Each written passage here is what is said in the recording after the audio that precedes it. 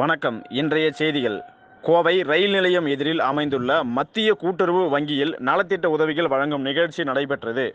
இந்நிகழ்ச்சியின் சிறப்பு விருந்தினராக உணவு மற்றும் நுகர்வோர் பாதுகாப்புத்துறை அரசு கூடுதல் தலைமைச் செயலாளர் டாக்டர் ஜே. ராதாகிருஷ்ணன் கலந்து கொண்டு 23 பயனாளிகளுக்கு சுமார் 50 லட்சம் மதிப்பீட்டில் நலத்திட்ட உதவிகள் வழங்கினார்.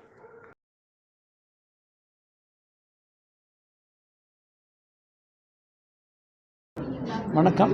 இன்றைக்கி கூட்டுறவு மற்றும் உணவு மற்றும் நுகர்வோர் பாதுகாப்பு சம்பந்தப்பட்ட பல்வேறு ஆய்வுகள் மேற்கொள்ளப்பட்டது. குறிப்பாக இன்றைக்கி கோயம்புத்தூர் மாவட்ட மத்திய கூட்டுறவு வங்கியில் நம்ம பல்வேறு கடன்கள் வழங்கி வந்துட்டுருக்கோம்.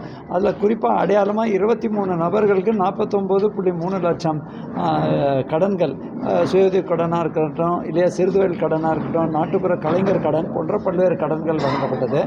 குறிப்பாக இந்த இது வரலாற்று சிறப்புமிக்க கோயம்புத்தூர் டிஸ்ட்ரிக்ட் சென்ட்ரல் கோஆபரேட்டிவ் பேங்க்கில் இந்த ஆண்டுக்கான இலக்கு அனைத்து வகையான கடன்கள், வேளாண் கடன் தனியாக சொல்லிடுறேங்க.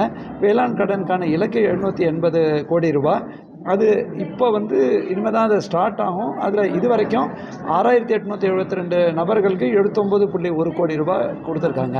பட் கூட்டுறவுங்கிறது வேளாண் கடன் மட்டுமல்ல, நம்ம 26 வகையான கடன்கள் இந்த ஆண்டு கோயம்புத்தூர் மத்திய கூட்டுறவு வங்கியில் 4193.99 கோடி ரூபாய் இலக்கு நிர்ணயித்திருக்கோம். இதுவரைக்கும் நம்ம செய்ய வேண்டியதை சுமார் 1100 கோடி. அந்த இலக்கை முழுமையாக அவங்க எழுதியிருக்காங்க. இதுவரைக்கும் அவங்க 1084.21 கோடி ரூபாய் 96,452 நபர்கள் கொடுத்துருக்காங்க. கூட்டுறவு மூலமாக நாட்டுங்கிறது ஒரு ஸ்லோகன் மட்டும் இல்லை, ஒரு சொல் மட்டும் இல்லை. கூட்டுறவு மூலமாக நம்ம வகையான கடன்கள் கொடுக்கும் பொழுது, அதுவும் விளிம்பு நிலையில் மட்டும் இல்லாமல் தேவைக்கேற்ப ஒரு நியாயமான வட்டியில் கடன் கொடுக்கும் பொழுது டெஃபினட்டாக பொருளாதார ரீதியில் ஒரு மிக முக்கிய முதுகெலும்பாக இது திகழ்கிறது. இந்த மாதிரி வரலாற்று சிறப்புமிக்க கோயம்புத்தூர் கூட்டுறவு வங்கியில் எனக்கு ஒரு வாய்ப்பளித்ததுக்கு இங்கே இருக்க அனைத்து அதிகாரிகள், எம்டியாக இருக்கட்டும், எம்டி இன்சார்ஜாக இருக்கட்டும், இல்லையா ஜேஆர் கோஆபரேட்டிவாக இருக்கட்டும், இல்லையா வங்கியோட ஒவ்வொரு கிளை அதிகாரிகள் அனைவருக்கும் என்னோட நன்றியை சொல்ல கடமைப்பட்டுள்ளேன்.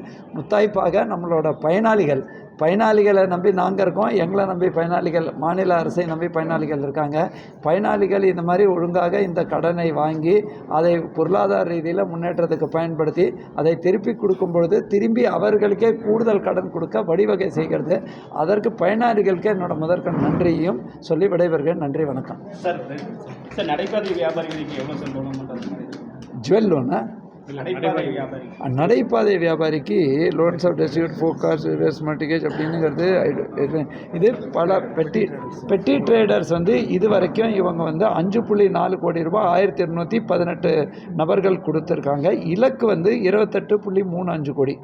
சார், அந்த நடைபாதை வியாபாரிகளுக்கு அவங்ககிட்ட என்ன சார் டாக்குமெண்ட்ஸ்? இல்லை, அது ஒரு வங்கியோட ஸ்பெசிஃபிக்ஸ் பேசிக் டாக்குமெண்ட்ஸ் இருக்குங்க. இப்போ நடைபாரினா வெண்டார்ஸ்னு உயர்நீதிமன்றமே வெண்டார் கமிட்டி போட்டிருக்காங்க. அவங்களுக்கு அடையாள அட்டை கொடுக்கணும்னு சொல்லியிருக்காங்க. இது எல்லாத்தோட அடிப்படையில் வங்கி அதிகாரிகள் தான் அந்த நுணுக்கத்தை சொல்லுவாங்க. பட் ஜென்ரலாக நான் இன்றைக்கே ஒரு எக்ஸாம்பிள் சொன்னேங்க. எப்போவுமே நம்ம திருப்பி கொடுக்கும் வகையில் எப்படி ஒரு முறுக்கு வியாபாரி சேலத்தில் ஒரு பெண்மணி அதுக்கு வாங்கி அந்த ஒரு கடையில் விற்று அதை திருப்பி கடுத்து கூடுதல் கடன் பெற்றாங்களோ அதெல்லாம் ஒரு அடையாளம். டெஃபினட்டாக இந்த மாதிரி உள்ள 26 வகையான கடன்களுக்கு சில கடன்கள், இப்போ விவசாய கடன்னா நம்ம எந்த ஒரு பேசிஸும் வாங்குறதில்ல. ஜுவல் கடன்னா ஜுவல் அடமானம் வைக்க பண்ணுறாங்க. அதை எந்த அளவுக்கு நம்ம எளிமைப்படுத்துவது ஒரு பக்கம், இன்னொரு பக்கம் பாதுகாப்பாக கொடுக்குறது, இது ரெண்டையும் பேலன்ஸ் பண்ணி கொடுக்கணும்.